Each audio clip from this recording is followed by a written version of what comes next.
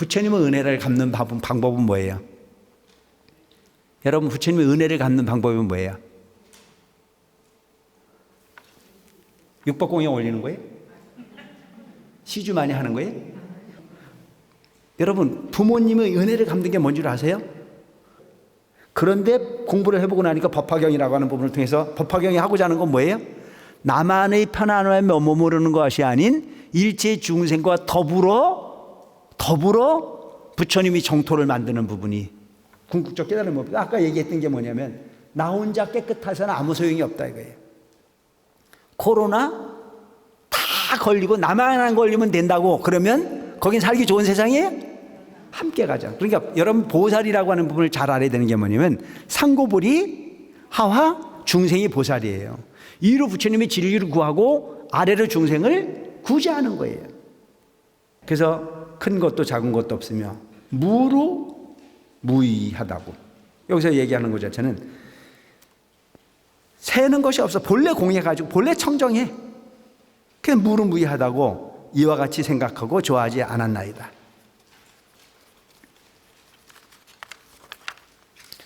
저희가 기나긴 무명의 세월 동안 불지를 탐내지도 집착하지도 않고 부처님의 지혜를 탐내지도 않고 집착하지도 않았어. 이게 문제라는 거예요.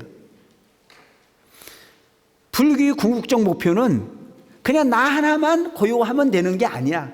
근데 앞에 있는 부분들은 대승을 접하기 전에는 나만 고요하면 된다고 생각을 했어. 내 마음이 지금 고요해. 세상이 시끄럽든 말든 나만 고요하면 된다는 쪽으로 생각을 했단 말이죠. 그래서 부처님의 지혜를 탐하지도 않아 목적을 정하지도 않았고 또한 그걸 얻기 위해서 집착하지도 않았어. 또는 뜻을 두어서 원하지도 않았다. 지원도 없이 스스로 얻은 법을 구경에 이르렀다고 생각하였는데 여기서 구경은 뭐예요? 목적지.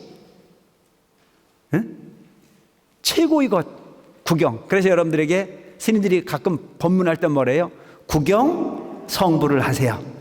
구경 성불을 하십시오. 성불을 하는데 그냥 성불을 하는 게 아니고 완벽한 성불을 해라. 최고의 성불을 해라. 부처님이 되라 그러냐. 구경 성불이라는 자체는 부처님이 되라. 그런데 문제는 뭐냐면 그 목적지에 다 가지도 않고 그냥 지금 현재 얻어먹는 수준이야. 얻어먹는 수준. 그런데 그게 극락이라고 생각했다는 얘기야. 응? 완벽한 부처님의 상속을 다 받지도 않았는데도 불구하고 그게 다라고 생각했다. 그런데 이 지금 당신들이 현실을 고백하는 부분이 고백. 지금 부처님이 이와 같은 법화경이라고 하는 부분을 듣기 전까지만 하더라도 우리는 다 아는 거고 다 깨달았다고 생각을 했다. 근데 들어보니까 지금 우리는 어마어마한 부자의 아버지가, 장자의 아버지가 엄청난 부분의 재산을 가지고 있는데 그거에 관심이 없이 그냥 이웃집 전전하면서 얻어먹고 사는 그 수준이 최고인 줄 알았다. 그런 얘기예요. 그래서 그것이 구경에 이르렀다고 생각하였나이다. 저희가 무명의 긴 오랜 세월을 두고 공의 법을 닦아 익혀 삼계의 고뇌와 환련을 벗어나 최후신인 유여열반에 머물러 부처님께서 교하신 바의 도 얻음이 허망치 않다 하고 이미 도를 얻었으므로 부처님의 은혜를 갚았다고 여겼나이다. 그러니까 이미 소승의 깨달음, 소승의 열반락이라고 하는 부분에 안착을 하고 더 이상은 필요 없다. 이제 다 얻었다고 생각했다는 얘기예요. 여기서 얘기하고 있는 부분은 왜요? 저희가 무명의 긴 세월을 두고 공의 법을 닦아 익혀서 공을 깨달았지.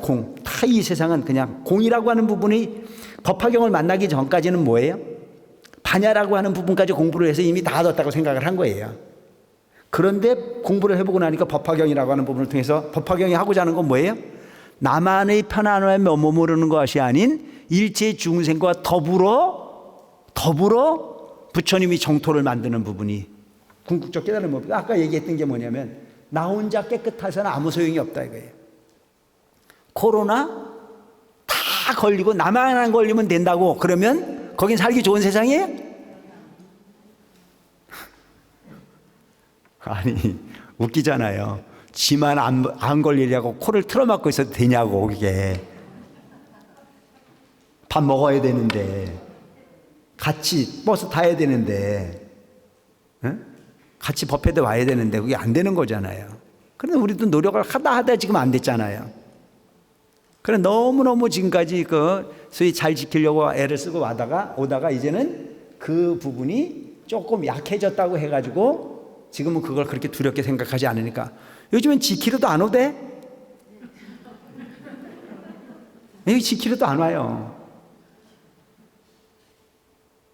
그래서 여기서 이야기하고자 하는 부분은 뭐냐면 나 혼자만 가지고는 안 되는 세상이다. 그래서 나도 청정해야 되지만 국토도 청정해야 된다. 최우신의 유여열반이라는 자체는 뭐냐면 몸은 존재하지만 마음은 열반에 들었다. 이거 유여열반이야. 무여열반이라는 자체는 몸과 마음이 다 니르바나 깨달음을 얻어서 정토에 가는 부분을 무여열반이에요. 여기서는 유여열반이에요. 몸은 있는데 마음은 이미 깨달았다는 쪽을 생각을 했다. 부처님이 교하신 바의 도를 얻어서 허망치 않다고 이미 도를 얻었으므로 부처님의 은혜를 다 갚았다고 생각했다. 부처님의 은혜를 난 다 갚았다. 왜? 부처님의 은혜를 갚는 방법은 뭐예요? 여러분 부처님의 은혜를 갚는 방법은 뭐예요? 육법공양 올리는 거예요? 시주 많이 하는 거예요? 부처님의 은혜를 갚는 것은 부처님이 되는 거예요. 아시겠죠? 여러분 부모님의 은혜를 갚는 게 뭔 줄 아세요? 부모님이 은혜를 갚는 거는요 부모님 근심 끼치지 않고 부모님 이상으로 잘 살면 은혜를 갚는 거예요. 은혜를 갚는 것 자체가 물론 용돈도 드려야 되고 좋은 집도 만들어 드려야 되고 좋은 차도 태워드리고 이게 다 좋은 일이죠.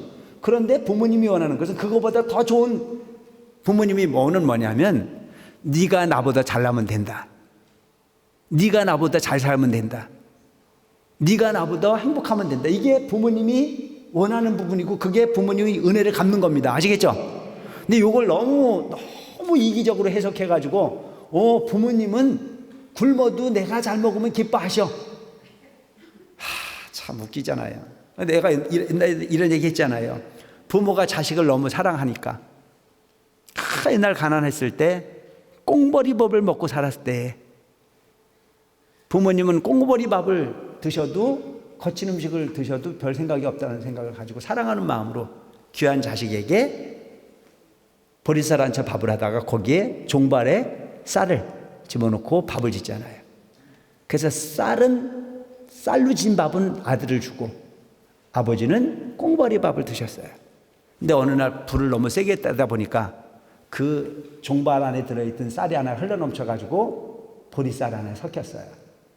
근데 밥을 먹다가 아들이 아버지 밥그릇을 쳐다보니까 아버지 밥그릇에 쌀이 하나 들어가 있어요. 그러니까 아들님이 뭐라고 그래요? 아버지 밥에 내 밥 들어갔다고 하더라고요.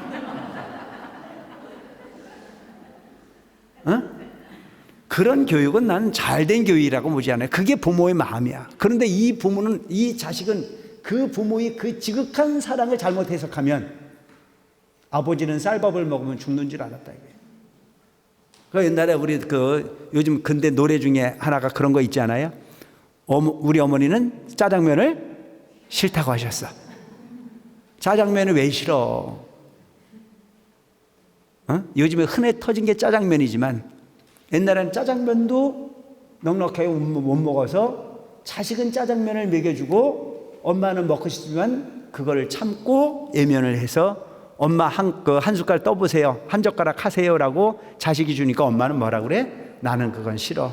너희들이나 먹어. 그건 뭐예요? 사랑이잖아요.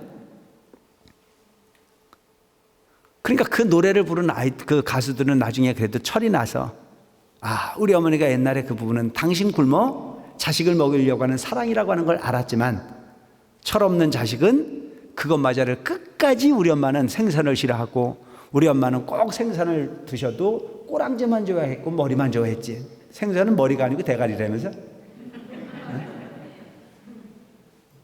그러니까 그게 아닌데 왜 부모인들, 그 어머니인들 부드러운 살점을 싫어하셨겠냐 이거예요. 자식 먹이려고 참고 견딘 부분인데도 그런 부분들이래요. 그러니까 우리가 여기서도 보면 그런 부분이에요. 부모의 은혜를, 부처님의 은혜를 갚는 것 자체는 바로 부처님과 같은 인격이 되는 부분인데, 이들은 착각한 게 뭐냐면 소승의 공에 머물러 다 파고 그 목적지에 도달했다라고 하는 착각 속에 머물러 있었다라고 하는 것을 스스로 뭐라 하는 거예요? 지금 고백하는 거예요. 다 알지 못했다. 저희가 비록 여러 불자를 위해 보살법을 설하여 불도를 구하도록 하였으나 저희는 이 법을 오래도록 원하지도 않고 즐겨하지도 않았나이다. 그러니까 이런 경우가 있잖아요, 여러분. 여기서 우리가 좀 잘 생각해 봐야 될 부분 중에 하나가 뭐냐면, 그 당시에 부처님 제자들, 가섭존자를 비롯한 신의 품을 듣는 이 제자들이 비록 저희들이 불자들을 위해서는 뭐를 했어요? 보살의 법을 설했다. 이게 보살의 법. 그 보살의 법이라는 자체는 뭐예요? 내가 아닌 너와 함께 가자. 그러니까 여러분, 보살이라고 하는 부분을 잘 알아야 되는 게 뭐냐면 상고불이 하와 중생이 보살이에요. 위로 부처님이 진리를 구하고 아래로 중생을 구제하는 거예요. 내가 알고 있는 법을 나만 알고 있으면 그건 보살이 아니야. 무슨 얘기냐면 법화경 들으러 오는 부분을 여러분만 와가지고 아, 참 행복하다 그러고 가면 이게 보살법이 아니야. 너무 내가 아전인수를 하나? 여러분들이 기뻐하고 행복했던 것만큼 누구를 꼬셔야 되느냐 하면 내 형제들을 꼬셔야 돼. 가자. 간이 부처님 말씀만 있는 게 아니고 우리 생활의 법이 거기 있더라. 그렇잖아요. 물 같은 삶을 살아라고 내가 아까 얘기했잖아요. 근데 이 법을 형제 간에, 친구 간에, 이웃 간에 가서 설명을 해주면 그 얘기 들으면 감동을 할까요, 안 할까요? 왜 대답을 안 하지? 아니, 그 부분만 잘 받아들이면 지금 막 터지게 서로 극과 극으로 대처를 해서 해결이 되지 않는 부분이 부부가 그 마음을 한번 딱 들어서, 그래, 우리 스님이 법화경에 나오는 내용을 설명을 하시는데 물같이 살으라고 말씀을 하시더라. 물은 하심의 보살이라고 하더라. 청정보살이라고 하더라. 인욕의 보살이라고 얘기하더라. 화를 내지 않는다라고 하더라. 근데 여러분, 그 착한 물이요, 화를 내면요 무섭지 않아요? 에? 불은 용서를 해도 물은 용서를 하지 않는다는 얘기를 하잖아요. 한 번 그 수마가 훑고 지나가면 어마어마한 힘이 없어서 힘을 안 쓰는 게 아니야. 근데 그 하심이라고 하는 부분을 통해서 만생명을 살려주고 만생명을 씻어주고 한 생명을 그야말로 소위 그 낮은 곳으로 임하면서 모든 생명을 보듬어 안는 보살 같은 마음을 가지고 살면 싸움이 없다더라. 여러분, 나 때문이라고 하는 쪽의 생각만 하고 살면요 절대 세상은 고요해져요. 근데 그러기가 쉽지가 않아요. 내가 이렇게 설명을 하면요 뭐라는지 알아요? 스님은 그렇게 하세요? 참 찔리는 말도 많으네. 그럼 내가 하는 얘기가, 난 못해. 그걸 못했으니 중으로 살지. 아, 그렇지 않아요? 너무 그렇게 따지지 말라고. 그러면 너도 그거 못하면서 그 얘기를 왜 하냐 나한테 그렇게 따지거든요. 서울 가본 놈하고 안 가본 놈하고 싸우면 누가 이긴다고요? 난 안 가본 놈이라고. 그러니까 너무 그래 시비하지 말고 나한테 필요하면 받아들이면 되지, 너는 되냐고 하면 안 되지. 그러면 여러분, 코치하고 감독이나 코치하고 운동선수하고 누가 더 게임을 잘해요? 에? 운동선수가 잘하잖아요. 나는 코치야. 지금 이해가 되나? 나는 감독이라고. 게임은 여러분들이 하는 거야.